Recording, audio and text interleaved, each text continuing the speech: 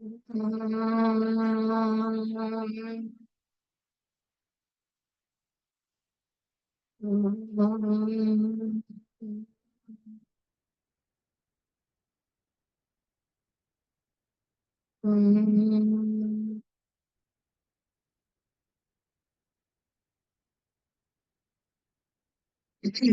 everyone. Today we are doing chapter 9, Bhagavad Gita. There are several Gitas, but our focus is on Bhagavad Gita, where Krishna speaks. The title of this chapter is Raja Vidya Raja Guhyam. That means royal knowledge and royal secret. Chapter 7 and chapter 9 have lots of similarities. Practically, it is a continuation. In chapter 7, he introduced three topics, which is the Supreme Presence, Ishvara Surupam, Nirguna Brahman, consciousness, awareness. Consciousness and awareness have to be with a capital C and capital A. Conscious of something is the mind. My mind is conscious of it is raining. Consciousness is that ability to do that. So that is Ishvara Swarupam. Then love for God, which is Bhakti. Then divine grace, Ishvara Anugraha. Chapter 8 was little off tangent. One who is ritualistic, Bhakti man, with intense devotion to the Supreme, but did not have an opportunity to come to this Jnana Marga, Jnana Yoga. Therefore, without self-knowledge, what happens to that jiva after death? That is, several people are more in ritualistic and they do yoga, meditation, everything, but they have not come to Jnana Yoga.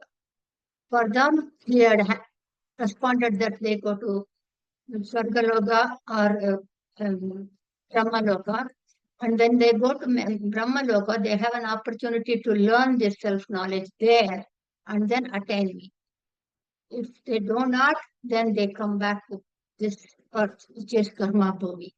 That is the only way, only with the self-knowledge one can attain me.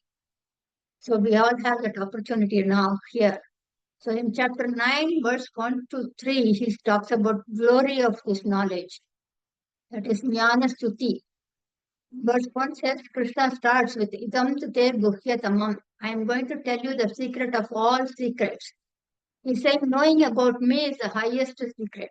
When he says knowing about me, people always misinterpret that he is talking about Krishna. He is not talking about Krishna. Krishna is an avatar. He is talking about Nirguna Brahman, which has no form, no shape, no size, or anything, karta. But he knows I have taken this avatar. There is a word, incarnation. Incarnation is choosing to come to this karma bhumi in any form. Reincarnation is for jiva who have not realized this knowledge, this Atman. That is reincarnate. We reincarnate again and again human beings based on our karma. So he's saying anasuya. Asuya means envy. Anasuya means without envy. So there's a difference between jealousy and envy.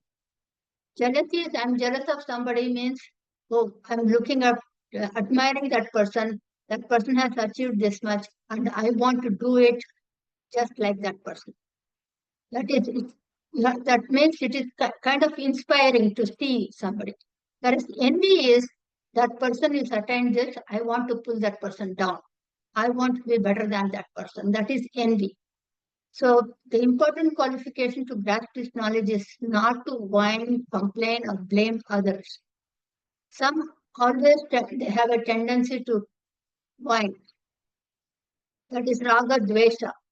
Arjuna is qualified for this knowledge. He is getting alert to listen to this secret knowledge. All beings have knowledge of many things. We often say knowledge of many things. We acquire many different types of knowledge, astronomy, astrology, sea animals, underwater animals, atoms and molecules, so many things, medical, everything. But in spite of all this, I'm going to share you something that you can feel, you can experience, which can help you directly in your life. That's what he's saying. I'm going to share with you that knowledge knowing upon which he will be totally relieved from all sufferings. It's not only intellectual, but you can feel it personally. You can feel it, and it will be very, very beneficial to you. He's using several adjectives to this knowledge, supreme knowledge. This is the royal knowledge. That means it is the highest. Beyond this, there is no other knowledge. Because whatever we learn, we have seen, we have studied, everything is all information for the intellect. There's a difference between information and knowledge. Information can get upgraded, or we can lose our memory and we don't remember what we studied in third grade, third standard, right? So that can happen too. So those are all information. But knowledge is something superior. It is the most secret one. Because even if it is taught, many cannot grasp it. That is why it is royal secret. Because so many people study Gita and Upanishads, but they have still not grasped the full subject of it. That is why this is Raja Guhyam, royal secret. This secret is sacred, he's saying, sacred. We humans do several types of sadhanas, practices, regular prayer, meditation, pranayama, yoga, so many things we do. But these sadhanas cannot remove one's anger, worry, frustration, fear, etc. But the knowledge that I'm going to share with you can remove all of them. Therefore, this knowledge is pavitra. It is a cleaning agent. We often clean our body to appear nicer, clean our car, clean our home, but we do not pause to clean our mind because it is not visible to others. Others come to our house, the house needs to be clean, so we immediately clean it, right? But we don't clean our mind. So I'm going to share that knowledge that will purify your mind from all likes and dislikes. It goes beyond plurality. He also says that it is very simple, it is very easy, it is imperishable knowledge you will never forget. To qualify to know this, one need complete conviction, shraddha, that is trust with reverence, that is absolutely necessary. Humans, without knowing this knowledge, without understanding this knowledge, are caught in this ever-changing pluralistic world, experiencing sorrows, struggles, and sufferings in the cycle of birth and death. So verse 1 to 3, he introduces this knowledge. He talks about the greatness of this knowledge, the seek, and also the pre-qualification. The seeker should not be whining or complaining or blaming or indulge in self-pity. Then the fourth one is that you have to have the trust and reverence in scriptures and Guru. It's not a blind belief. Shraddha, that is, listen, have that Shraddha, listen, contemplate, ask question, get clarified, and get convinced. It is a do it yourself program.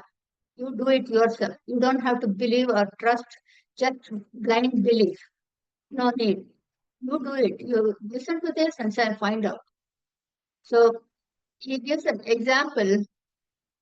When you have a bad, scary dream, the only way to come out of that scary dream is to wake up. As long as we are in that plane, we are going to experience that emotion, fear. Similarly, only upon waking up, knowing, understanding the supreme knowledge, will one can get out of the sufferings and sorrows of life. When you live with this knowledge, all your actions become sacred and easy. Verse 4 to 10, Krishna introduces himself as Nirguna Brahman. Krishna is always remembered as an avatar. A lot of people say he always talks about himself, he boasts about himself. I've heard those comments about Gita, but because they have not understood. Krishna is not talking about himself as a Shiva, he has taken this form. He's talking about Nirguna Brahman, which is formless. He is an avatar. That is the difference between Sanatana Dharma and ISKCON temple.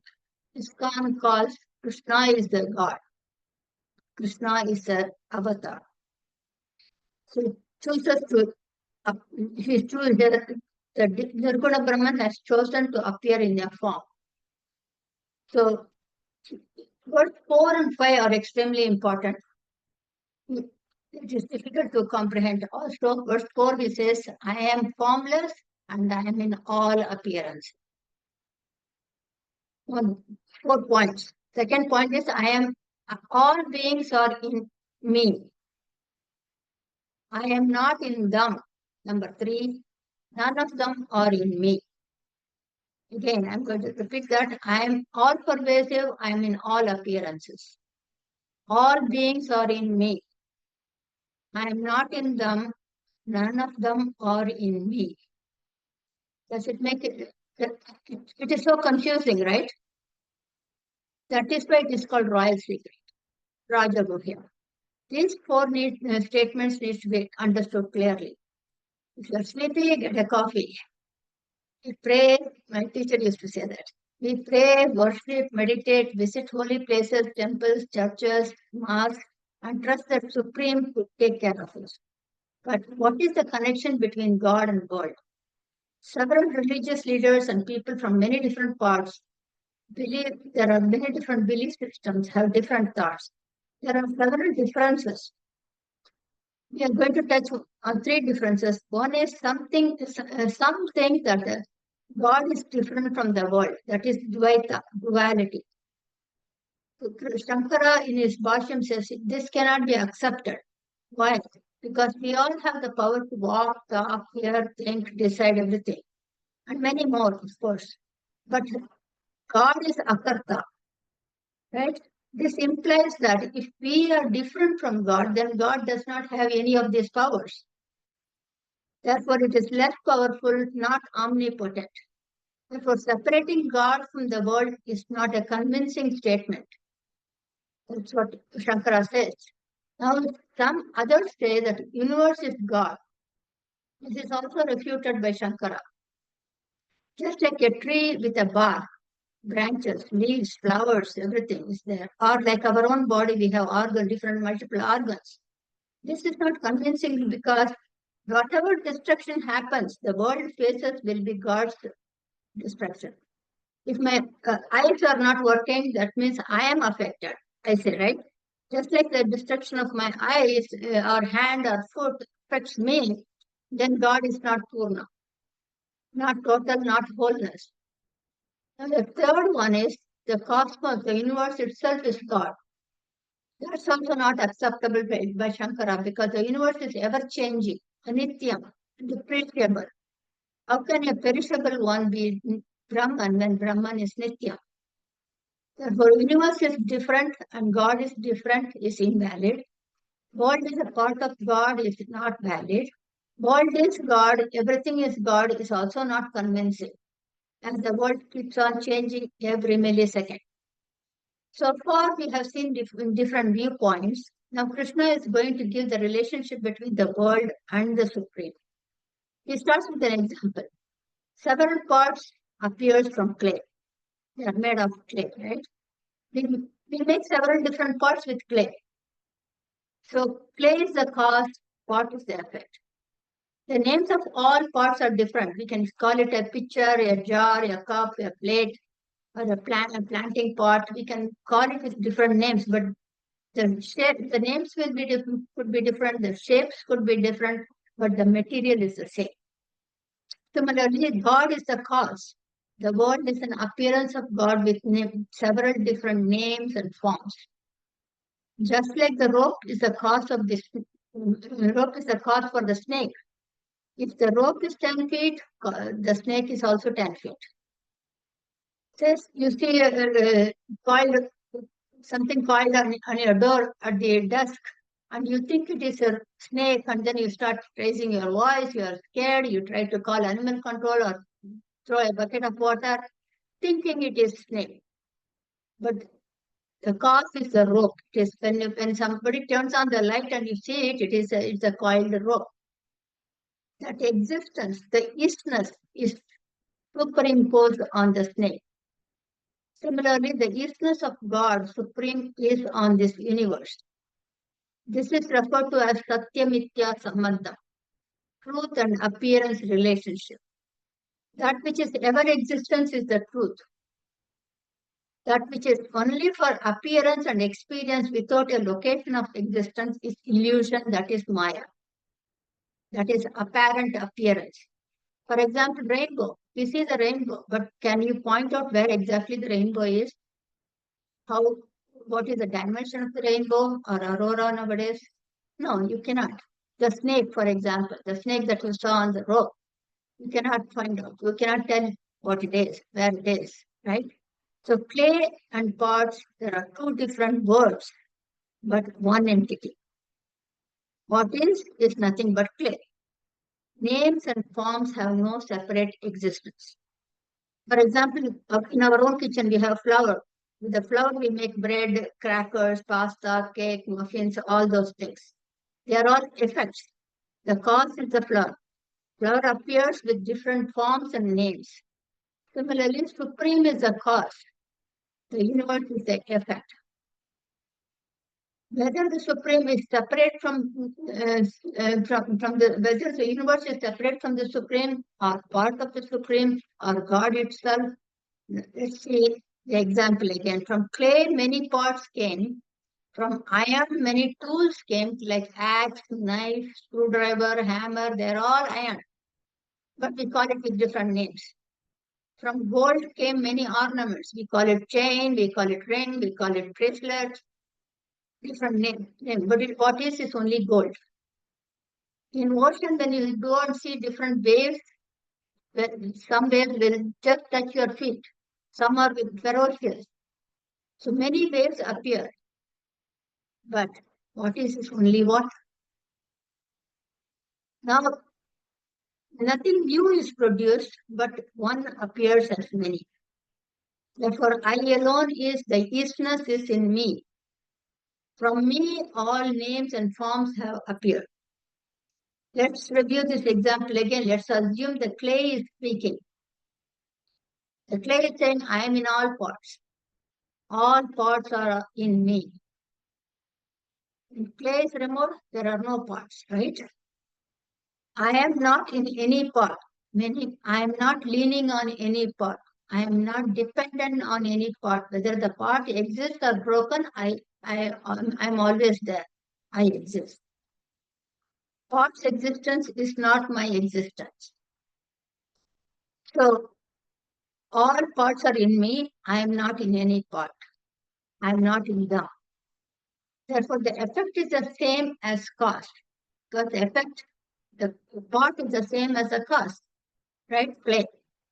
And the effect and cause are no different except for the name and form. As long as there is no student, as long as there is a student, the teacher is there. You can call that person as a teacher. As long as there is a patient, we call that person as a doctor. As long as there are employees are there, we can call this person supervisor or boss. Where there are no students, no patients, no employees, there is no teacher or doctor or boss. Similarly, when the effect is no more, the status of cause is also not there. So cause and effect are but words. What is only one. No effect, therefore no cause, no effect. One alone is. Okay, it's clear so far. Now the process is the effect was introduced, followed by the introduction of the cause. Emphasis that the effect and cause are the same, there is no effect. They both are same, right? When the effect is gone, the status of cause is also gone. So what is only one without a second. If you are a little confused, stop and ask for clarification. When the thing is not the effect, why call the rope a cause? When the stick is dry, no effect, why call the rain as a cause? Just like the snake that creates fear, as long as we are dealing with this world, it appears to be real and we experience all emotions. When we say it is Maya, it is illusion. It cannot be comprehended by a human mind. Shastram says the universe was created. That is why it starts with that for the beginners. The universe was created, the space came first, then the air, fire, water, earth. Scientists say Big Bang theory. So the scriptures show the known field that is the world first. That it is the, that is first that it was subtle. It came in the Atma Bodha we have studied Tanmatra, which is not visible to eyes without dimensions. They came first, space, air, fire, water, earth, not the one that we see. It came in the formless first. And then with Panchikarna, then we see the dimensions once. So then it became gross elements and introduces the effect. So whatever is created has to have a cause. That cause is Ishvara. Brahma was introduced. Just like the clay and pots are not different from each other, this universe was created by Ishwaran, and therefore Ishwaran and the world are one and the same, not different from each other. Since there is no effect, there is no cause, what is Brahman alone, that Ishwaran alone. So when a name and form is given to ever-existent one, then it is called the Prapancham or world. This is referred as cause and effect theory, Karya Karana Vicharam, Karya Karana Vilakshanam, meaning that which has no characteristics, no distinguishing mark. Nirguna Brahman, that is why it is referred to as Nirguna Brahman. A state, a condition for which no cause can be assigned. It is causeless. It is ever existent. It's always there. And there is no cause to it. So unequal, that is, it is extraordinary, meaning its lakshana is extraordinary personality. There is nothing to compare it to. It is ekam, that alone is. You cannot say, so if you have to say somebody is like this one, there must be some similarity. There is no similarity. There is only one. So the personality is the essence, the personality is vilakshana, is undefinable, indescribable, that when what we call as God. One who knows me as this attains moksha, liberation. This ever-changing universe is superimposed, overlaid on me. I am the substratum of this ever-changing, appearing universe, without any modifications in me. The rope never changed, modified into a snake. It never modified. It appeared as a snake, right? Similarly, I appear as universe. Just like the rope is a basis for a snake, just like the desert sand is a substratum for a mirage for water. I am a formless presence, invisible, but I am in all beings. I am not dependent on them, they are dependent on me. But they are not in me. Krishna is just in the first two steps, taking the seeker gently to non-dual Advaita. The universe was created, I am the cause of it. That is, that he stays in that statement till chapter 12. This universe is my creation.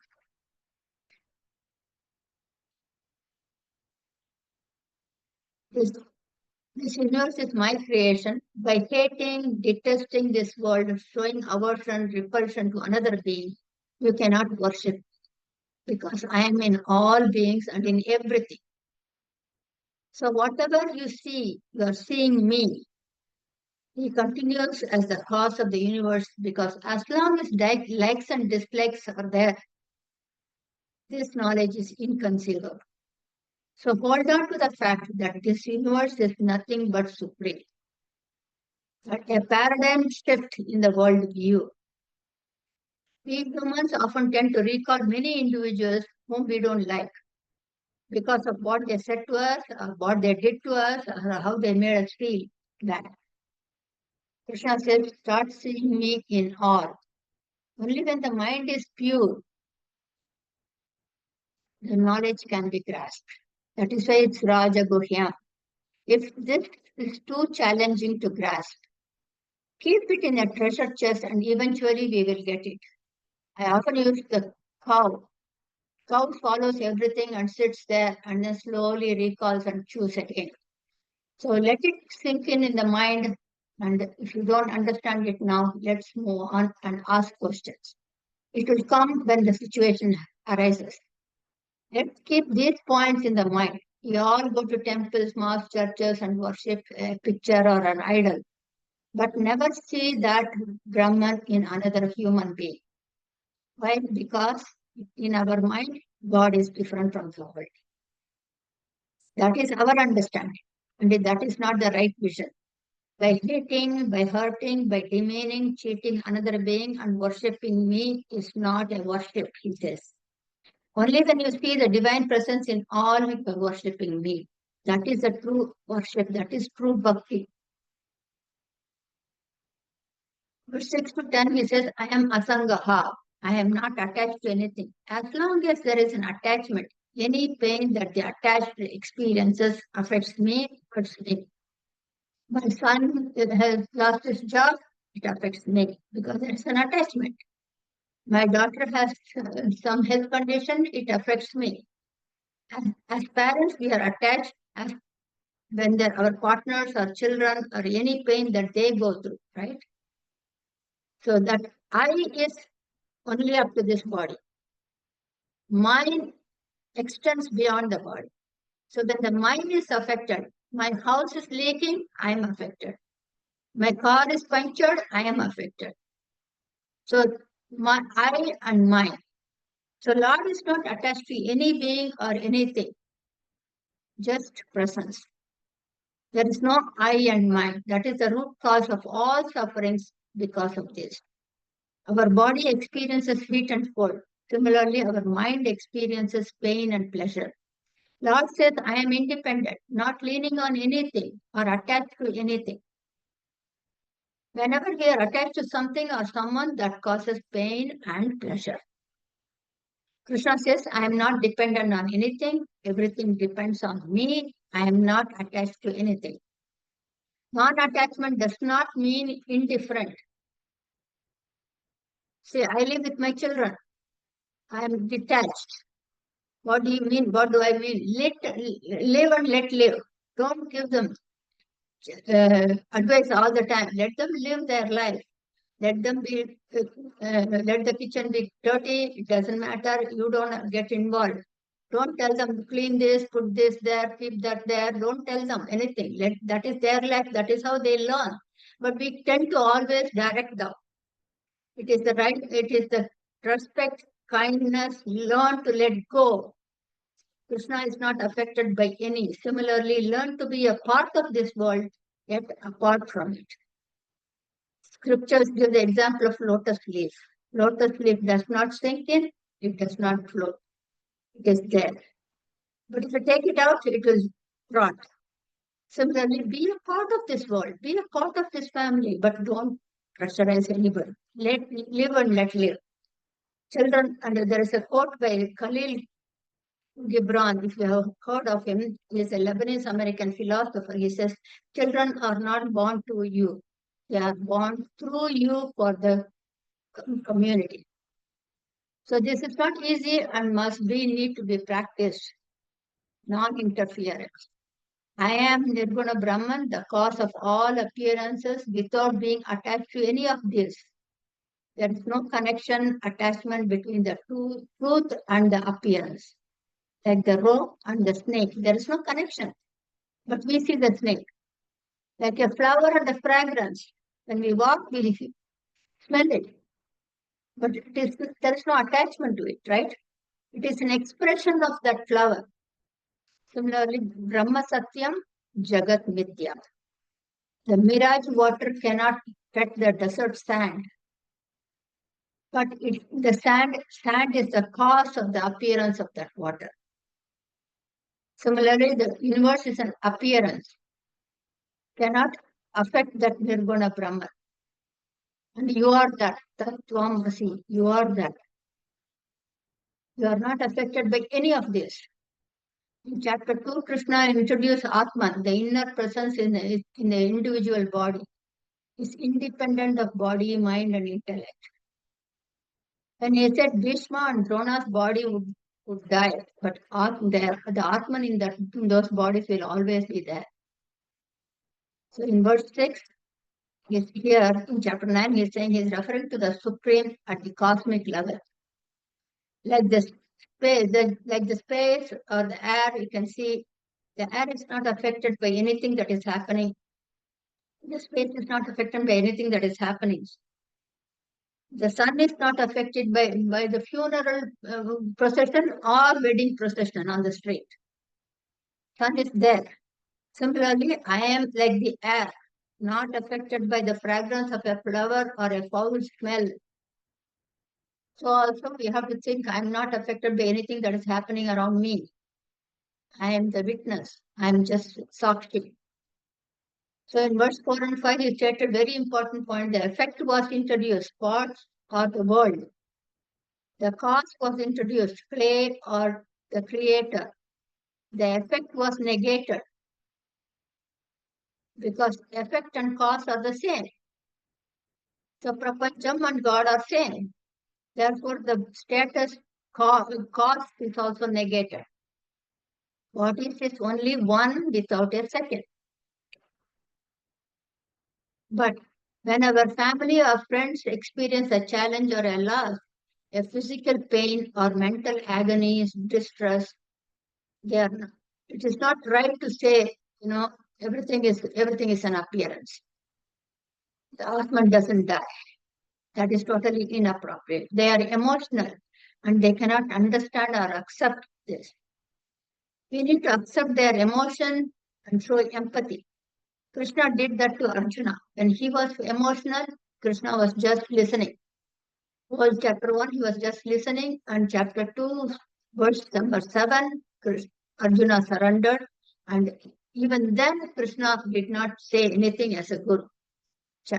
Chapter 2, verse 11, he started teaching Gita. I remember when my father passed away 60 years ago, I was a little girl. Somebody got studied scriptures who came and then he told me, oh, Atma doesn't die. I was hardly 13, 14 years. I said, what do you mean by that? I can't talk to my dad. He's lying flat on the ground. I can't kiss him. I can't talk to him. I can't eat with him. Because when I was not ready to accept that information. So whenever somebody is going through some challenges, difficulties in life, talk to them about Vedanta. We want to share everything with a good intention, but they are not ready. That's not the time. So just by reading, listening, or attending satsang sessions, one cannot, it's very difficult to accept or understand that life is like a dream. It takes practice day in and day out. Conceptualization that one alone is a difficult task. Krishna is that's why Krishna is in step 1 and 2. He says again in verse 7, I created all beings, they all dissolve in me at the end of Kalpa. This we have studied gone through it in chapter 8. See, there are four yugas. Four yugas when it happens. Treta Yuga, Satya Yuga, Krita Yuga, Dwapara Yuga, Kali Yuga. Each one, when all four yugas are done, it's one Chaturyuga. 1,000 Chaturyuga is one Kalpa. So at the end of Kalpa, there is a freeze. So all beings are frozen and recreated on based on their individual karma. That is why destruction, you don't say everything was destructed, but it was dissolved. Destructed means it can never come back. The solution can crystallize. So even the concept of time is dissolved.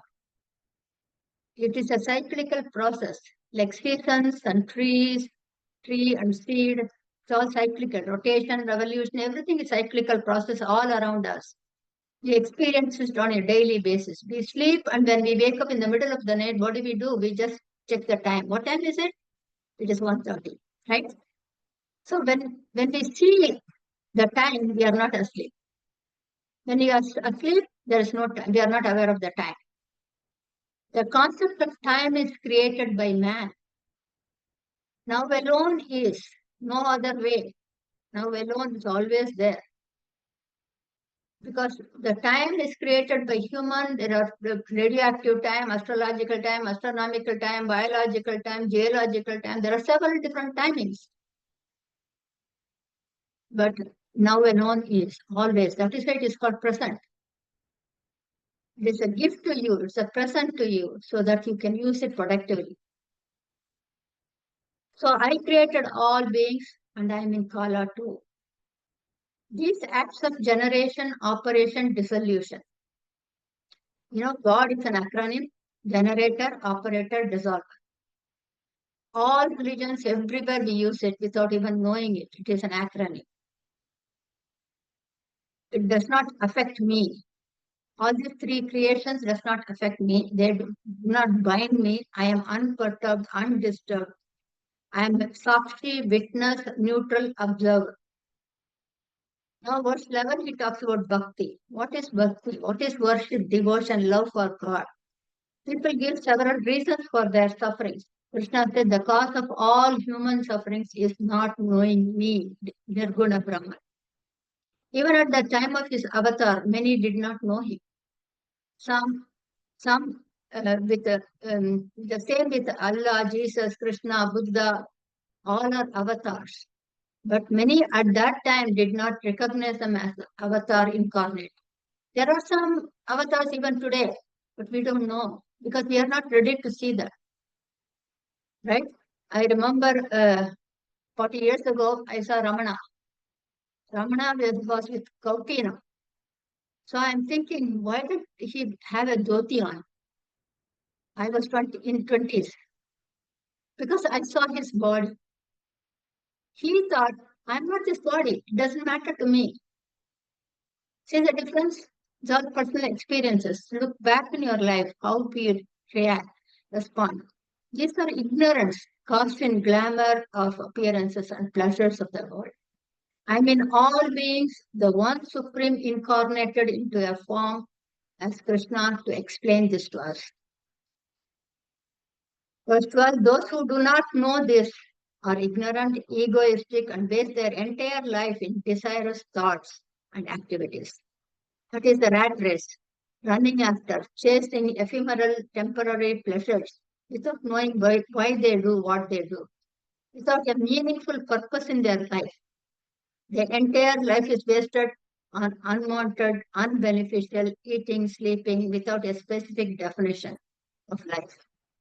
Learn to ask, is this beneficial to me? Should I get involved in this? Unwanted, unhelpful information could only clog our mind. These have human body but demonic attitude. Man alone can be an angel, a human, or an animal. It is our choice. Human beings have the power to choose their behavior, their thinking. That is the difference between humans and animals. Animals act on instincts, human acts on intuition. Ignorance is the cause of all sufferings. Life of ignorance. Importance of self-reflection. He mentioned in verse 11 and 12. Now 13 through 15. Those who completely, unconditionally trust me, surrender to me, understand that one person is in all beings, are kind and compassionate to all beings. They worship me. He also often mentions it in different chapters. Ananya Bhakti worships me with a single pointed focus without a second need from me. The level of bhakti or devotion depends on the level of understanding of who am I, who is that God. Just because I introduce someone to you, you do not start liking that person or admiring that person. Only with few interactions with that person, you decide whether you want to be close or keep a distance, right? Similarly, the more you know about that Supreme, with this knowledge, you start adoring Brahman. Individuals who try to know me, understand me, and are firm and grounded in that one thought experience a deeper sense of devotion, he says. Meaning, they trust me to the extent that they are not perturbed by the challenges that they face. The higher the challenge, higher is their devotion for me and surrender unto me. Think of a child, a 4-year-old, doesn't worry about next meal with my mom. I will get it. Mom and dad, they will give it to me. They don't worry about school. They don't worry about clothes. They don't worry about anything. Why are they worried when there is a trustworthy person taking care of us at all times? We feel insecure. Those who know me surrender unto me, and this is the first step of devotion. Yes, gain the knowledge that one alone is in all, and without a second, and all appearances are divine. Our devotion is directly proportional to how much you know the Supreme. Knowledge and devotion, they both always go together. One without the other is useless. If you remember Rajagopalachari, he was the Governor General of India. So 1948. He says, when intelligence matures and lodges securely in the mind, it becomes wisdom. When the wisdom is integrated with life and it comes out in action, it becomes bhakti. The very famous quote, knowledge and bhakti are inseparable. We need both for spiritual growth. Some may say, I am intellectual, bhakti is not for me. Or another might say, I am more emotional person and avoid jnana. We need both. They are not exclusive, one or the other. They are two wings of the same bird. Your reverence, your trust in God depends on how much you know that Supreme. Only the bhakti with knowledge is true bhakti. Without it is just a blind belief. Knowledge without bhakti is arrogance, scholarly panditya. I know, I have studied, I know it all kind of attitude. Bhakti without knowledge is a blind belief. So when children ask questions, why, answer them. If you don't know, tell them, I don't know, I will find out. But we don't want to say that. We don't want anybody to ask why. We try to shut them down. So how far we are ready to sacrifice for another being depends on how much you know about that person. That knowledge defines your love for that individual. Verse 15, the Shastras say that studying scriptures, Gita is considered as Jnana Yoga. Jnana Yajna. We are all in Jnana Yajna right now. Bhakti is categorized in 3 steps. Many start with duality, that is asti. Asti means there is God. Is. Some start with a move with a move on to I and God are one. That is asmi. Few worship me as all in one and one in all. That is the ultimate. So Pritatvena Dvaita Bhavana, Ekatvena is one alone, is Vishvato Mukam is I am in all. Bhakti. Bhakti is in different steps. Verse 16 to 19, he says, briefly introduces that I am in all appearances are in me alone. Jivas, humans should have this attitude. That is why he's explaining that. In verse 17, I am in all, I am the father, I am the mother, I am the Pitamaha, grandfather, I am the substratum all, I am the reason for all appearances and disappearances. Generation, operation, and dissolution. I am the birth, I am the death. Lord of death is referred as Dharmaraja, and he is the king of justice, emperor of righteousness. I am the Lord of birth and death, and seeing the universe separate from you is the cause of all suffering. Verse 20 to 20 and 21, those who focus on materialistic life in this world pleasure go to Swarga Loka. Nobody has gone and seen and came and told us, but we have the trust in the scriptures. They enjoy the pleasures there, return to karma bhumi until self-knowledge is attained. It is like going on a vacation, taking a break, enjoying, and need to return to the base. Verse 22, Lord Krishna is giving us assurance, an affirmation, a guarantee, a promise. We all know that time is money. Those who use this precious time to study scriptures, ananya chintya, without any other thought, without anything, asking for anything else, Think of me consistently. This verse 22 is important. Yoga Kshamam Aham Vahami. That is, I will give them. Yogam means all needs, all your needs. Kshamam means I will maintain what you have. When we trust that Lord, everything will be taken care of. That is the response, that is His responsibility. But we need to trust Him. Lord is not a backup. Like we have, I always have a second eyeglasses. What if it breaks? I have another one. We give our house key to neighbor. If I lose mine, I can get it from there. We always have a backup. But God is not a backup.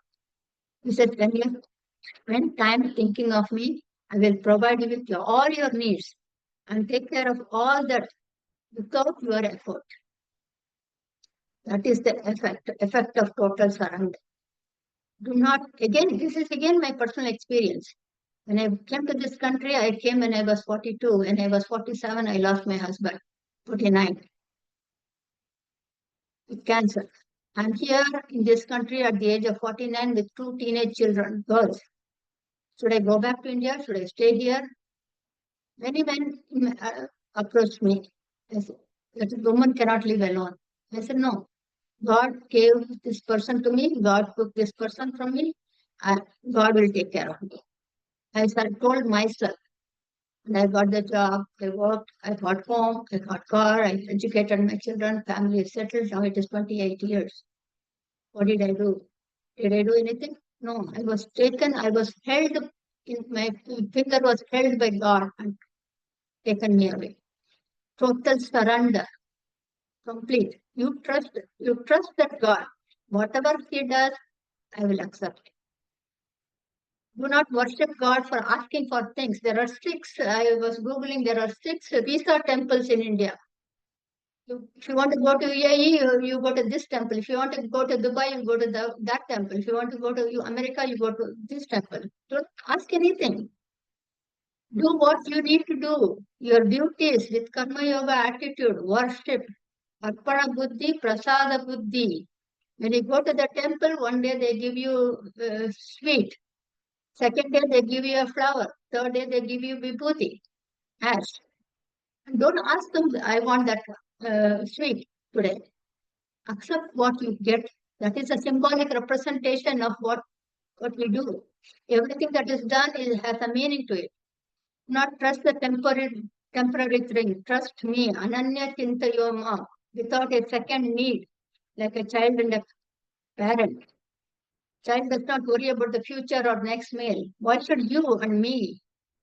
Why worry when there is a provider? It's a complete insurance. I will take care of you. Oh, yoga Kshema. Fear represents that you do not trust Brahman. When you surrender, there is absolutely no fear of anything. That is why it is Abhaya Murti. All pictures everywhere, God is always smiling with this hand. I will take care of you. But we never trust. We want bank balance, we want this, we want that, right? So that is the sign of spiritual evolutions. Humans often are insecure. That is why Krishna says, He promises, He gives an assurance. So without any other thought, without any doubt, with single pointed focus, think of me. Whatever happens in your life, I am there for you. Believe that completely. If God is with us, who can be against us? It says in Bible, New Testament. If God is with me, who can be against me? There should not be any worry, anxiety, or fear about future. Verse 23 to 25, Nirguna Brahman, Krishna asked Nirguna Brahman says, whoever worships me, surrender to me, ask me for whatever they need, I will give them what they ask for. I do not choose to give what to give to whom. With total complete surrender, all your needs will be met. You take one step, I will take 5 to 10 steps for you. So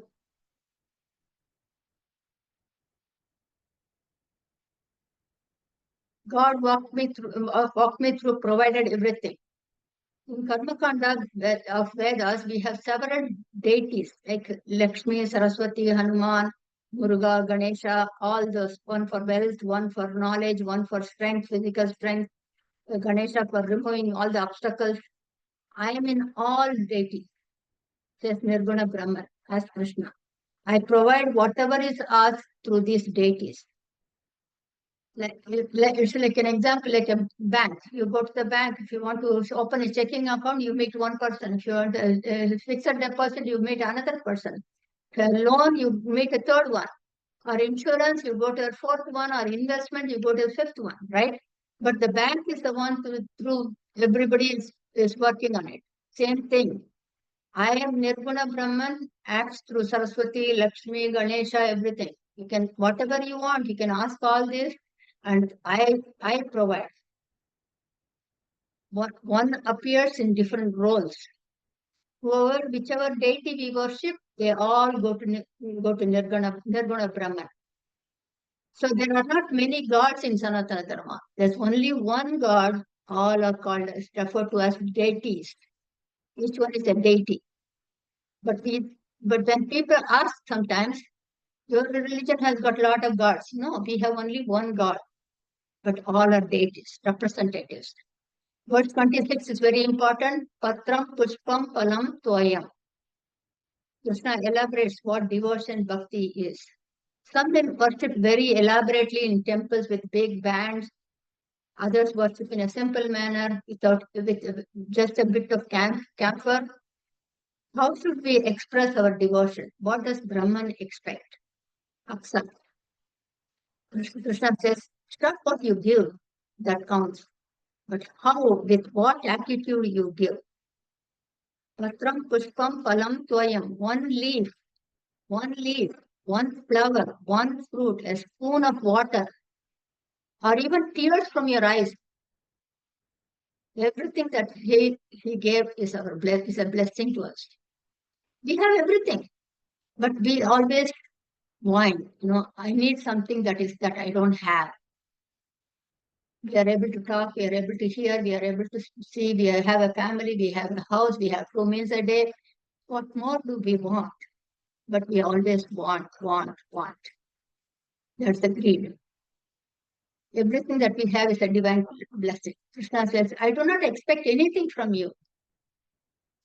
Trust with reverence, that is, surrendering attitude is vital than any offering. That is a sense of gratitude for what we have. He always stays towards what we do not have. I accept anything that you offer to me with that surrendering attitude.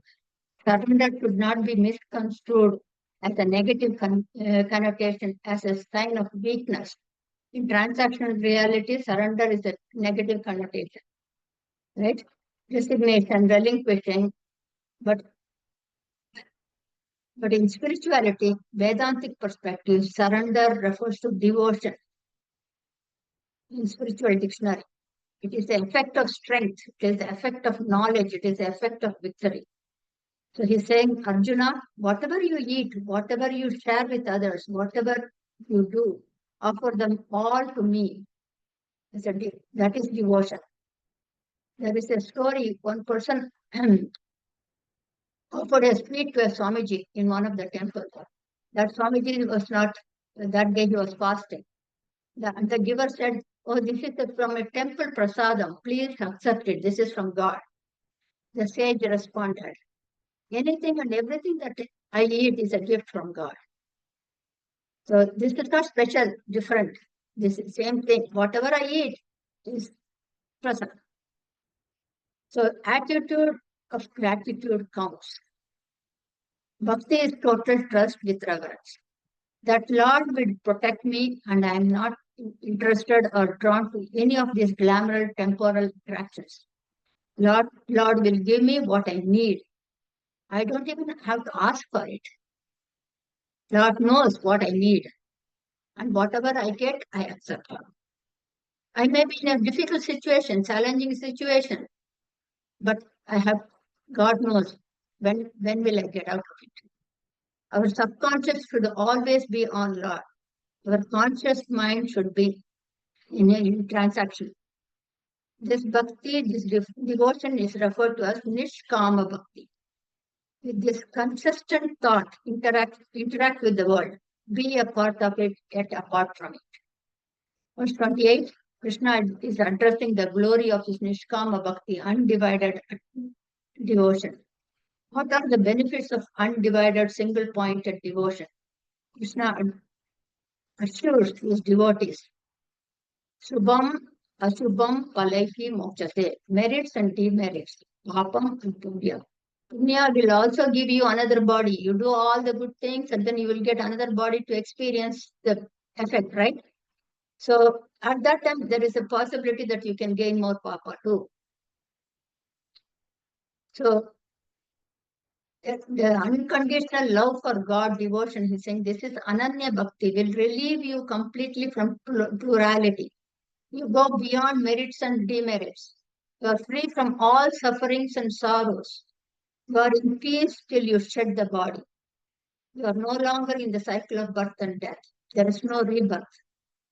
Sarva Bhuteshu Samoham. I am equanimous to all beings. I have no likes and dislikes to any being. He glorifies the worship, devotion, undivided, focused attention, surrendering attitude. He ensures that however much an individual has committed unrighteous actions, once completely surrenders unto me, I will protect that individual. I will give you an opportunity to detour your path. Life itself is an yajna, worship. When you perform all actions as an offering to me, there is no being to whom I am inaccessible, unreachable, unapproachable, unavailable. There's a side story. Valmiki was the author of the Ramayana, was a hunter robber. He would hunt and he would rob people when they were going. Later, he had the opportunity to learn this self-knowledge from Narada. And then he realized it and he wrote Ramayana. And he is remembered even today after so many years. We all have made errors in our life in the past, not knowing, right? Now, in this path, we are guided by the divine. That Lord is all, no being is walled, blocked, denied attaining. This concludes chapter 9. Let's see the slide and then we'll spend a few minutes discussing.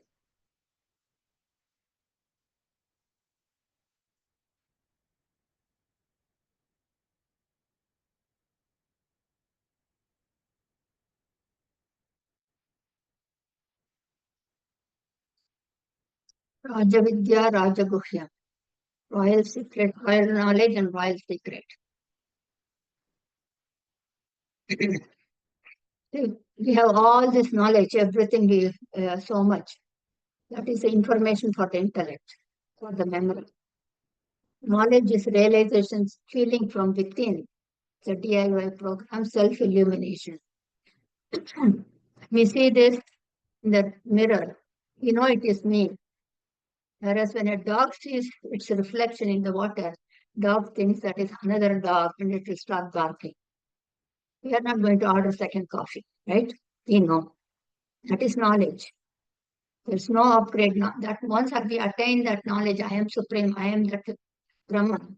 There's no upgrade, no change, no loss for it. That is royal knowledge. All these things we need to upgrade. Now today, starting from internet, now today we are in AI tools. Or we may even lose our memories. They are not permanent, they are perishable. Raja Vidya is royal knowledge, king of all knowledge. Raja Guhyam is royal secret. Secret is sacred, pavitram, tamam, pure. Shraddha is trust with reverence. That is a strong conviction with reverence. Yes, I'll send it to you. This is in Tamil, 8 minutes. Shankaracharya's, Sringeri Shankaracharya's talk in Tamil. This knowledge is the king of education, the most secret of all secrets. It is the purest knowledge, and because it gives direct perception of the self by realization, it is the perfection of religion or It is everlasting and it is joyfully performed. 9.2.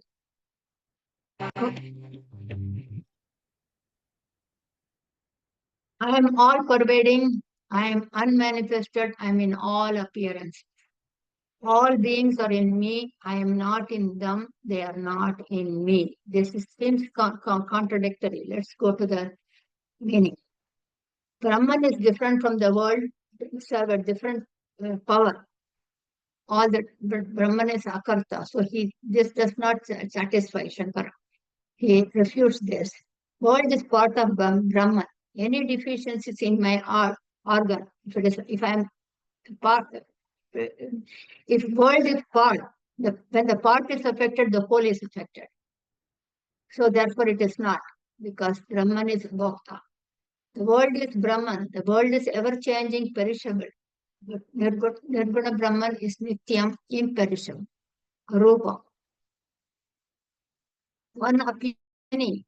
It's all clay. Name and forms are different. No separate existence. So also all of us, all beings have different names and forms.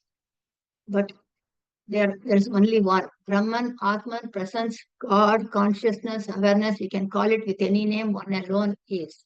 I am all pervading. I am unmanifested. I am in all appearances. What is the name and form? What is only clay.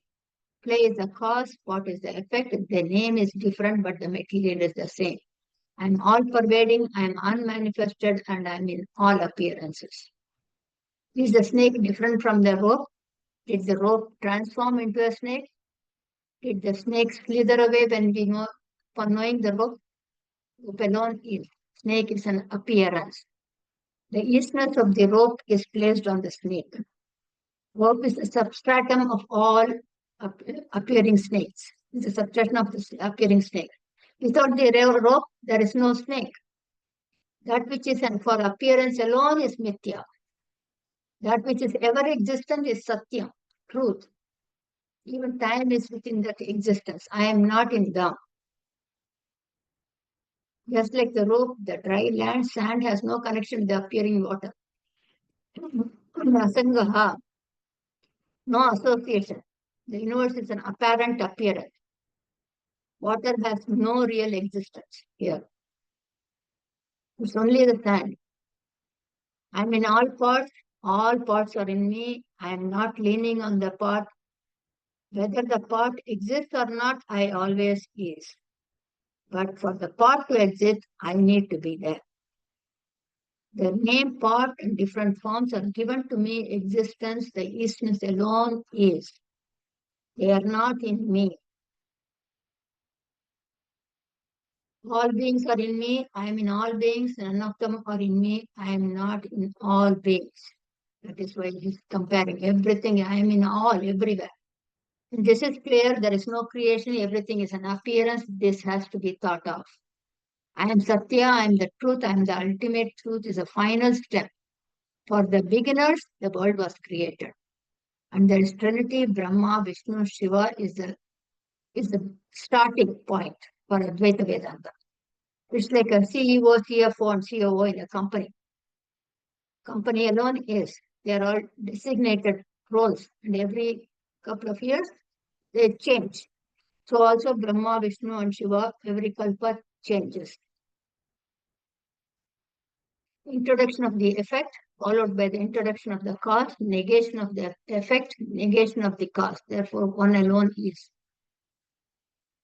Right?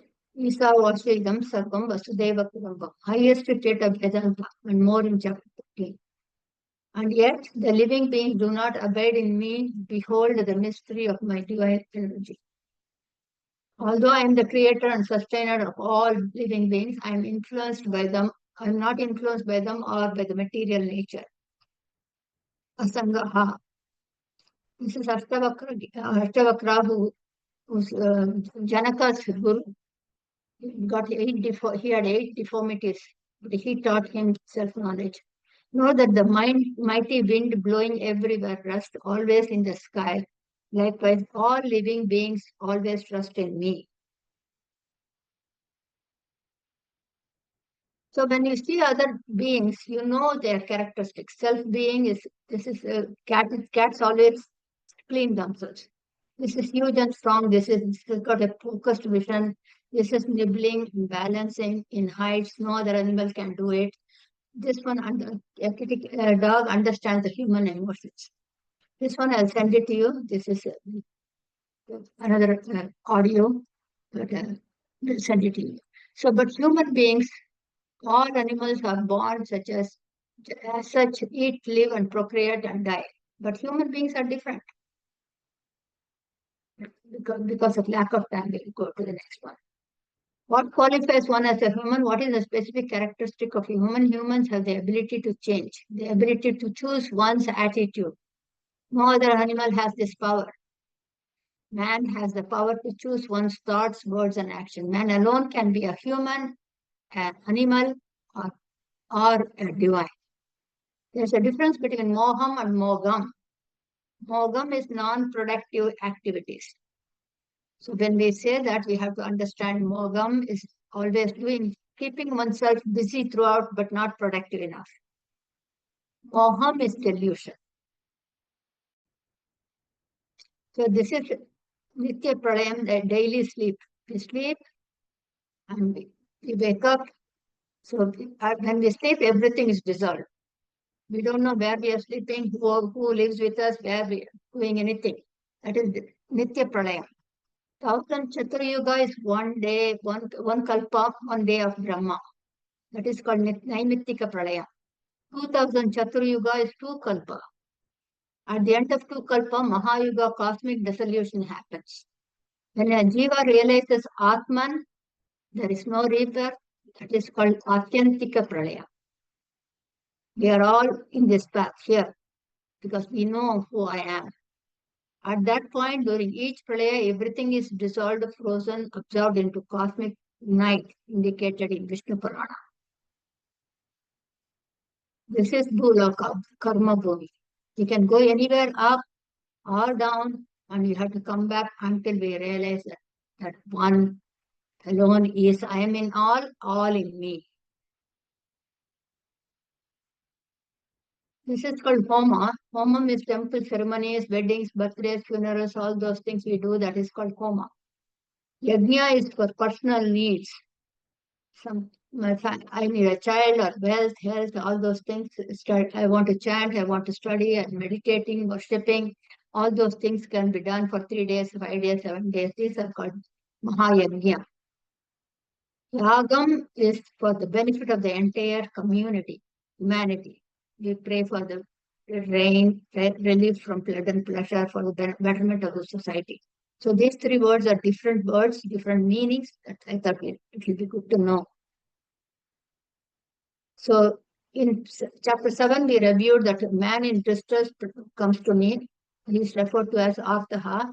The man who wants enjoyment, they want promotion, increment, job, whatever it is, for name and fame, they are called Artharthi, the man who is seeking knowledge. I want to know why I'm here. What is the point? Who are you? Who am I?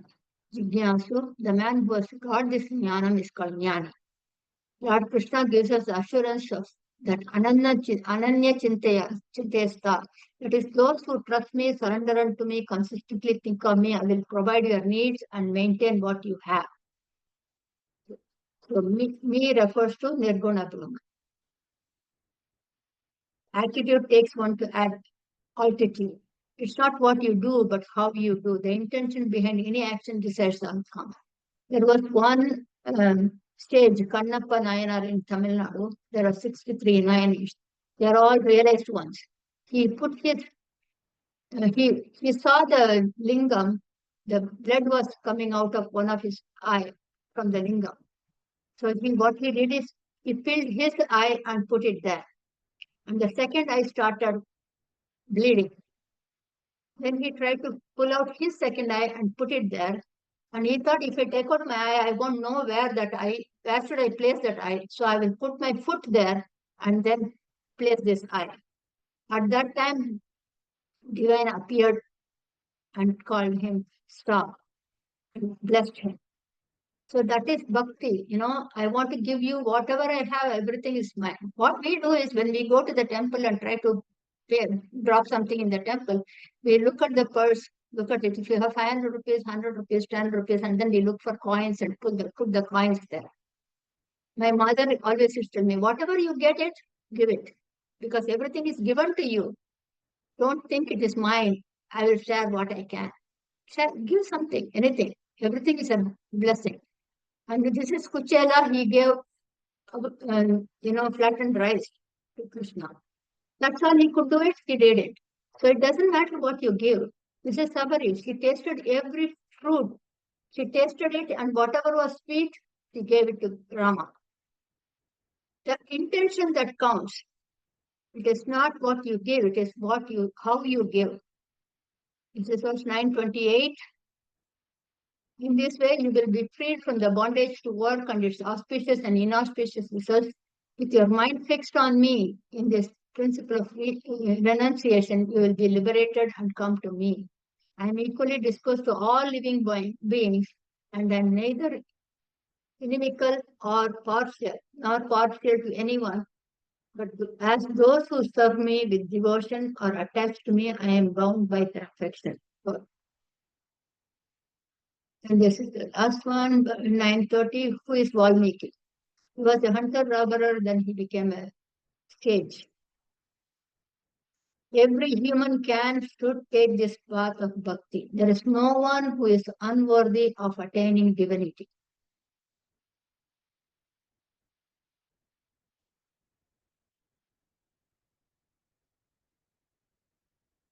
Om Shanti Shanti Shanti.